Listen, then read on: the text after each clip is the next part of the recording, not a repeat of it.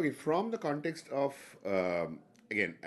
media producers or broadcasters or any media company for that matter, technology, and this is not restricted to content or broadcasting or media companies alone, it's true of any company for that matter. Technology has always been playing the role of bringing in and delivering better efficiency in terms of speed, time, effectiveness, and cost, right? And clearly, that's something that's happened. Significantly impactful things have happened in that domain as well. Um, if you look at what it used to cost us earlier to produce content to what it costs us now, there's a humongous difference in terms of price points. If you look at what it used to cost us in terms of time or manpower or in terms of quality, uh, all of those areas technology has enabled improvement in significant terms. But clearly,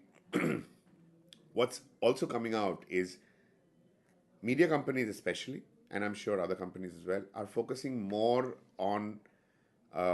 more on their core competence and not getting not wasting too much time on tinkering with technology that is core to a specific proposition, because today, um, I believe a lot of the standard, mundane, regular tasks, be it whether in terms of automation or in terms of hardcore technology like let's say broadcasting, etc., is something that you can set up once or set up with somebody on an outsourced basis and run. You don't really need to invest in your own infrastructure today, and a lot of that shift is taking place. While we are a legacy company, we do have our broadcast infrastructure, but that doesn't mean that for our newer channels we really rely on that all the time. So IP feed, for instance, is something that's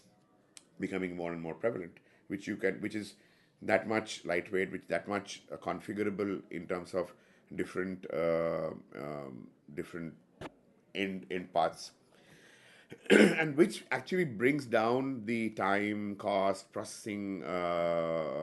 requirements, and everything else, and makes the whole process that much more efficient.